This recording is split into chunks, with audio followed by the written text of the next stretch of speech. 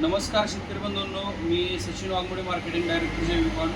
आज आपण आलो आहोत कुर्डुवाडी या ठिकाणी शिंदे कृषी उद्योग समूह कवे. आणि आपण आपलं जे स्टिकॉन नावाचं एक प्रोडक्ट आहे त्याचा आज आपण इथं एक प्रात्यक्षिक दाखवलं होतं की याच्यामध्ये आपण एक स्प्रेडरचं काम कशा पद्धतीने करतं हे दाखवलं. पण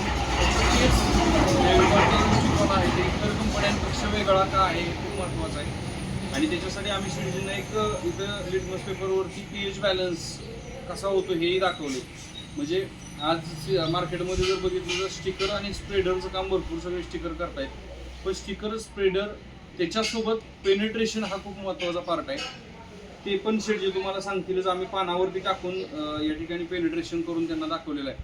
पण त्याचबरोबर पीएच बॅलन्स सुद्धा आम्ही या पाण्यामध्ये लिटमस पेपरनं करून दाखवलेलं आहे. तर त्याचे काय फीडबॅक आहेत ते आपण शेटजींचे घेऊया. शेटजी नमस्कार, कसं वाटले आपल्याला स्टिकॉनचे? पसरणारी शक्ती चांगली आहे, पण ते पानावर अर्धपर्यंत ॲप्सॉ म्हणजे पेनिट्रेशनचं काम सुद्धा जोरात होतं. त्यामुळे औषधाचं कार्य होतं. लिटमस ते बऱ्यापैकी कमी झालंय पाणी. थोडक्यात काय तर औषधाचं जरा रिझल्ट चांगले चांगला आहे ना. बरोबर. तर शेतकरी बंधूंनो, तुम्हालाही जर हे वापरायचं असेल स्टिकॉन तर 100%, कारण याच्यामध्ये जर आपण बघितलं तर एक कण मातीचा पाण्याचा पीएच न्यूट्रल करतो.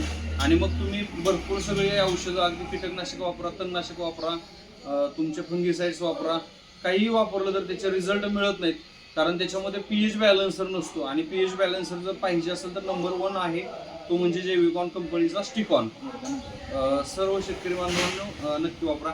आपण शेतकरी बांधवांना शेटजी काय सल्ला द्याल? प्रत्येक फवारणीच्या वेळेस वापरलंच पाहिजे. स्टिकॉन पीएच मेंटेन झालाच पाहिजे. तर पीएच मेंटेन नसेल तर हवे तरी मिळत नाही. बरोबर. आणि पेनिट्रेशन खूप खूप मनापासून आभार आहे. धन्यवाद.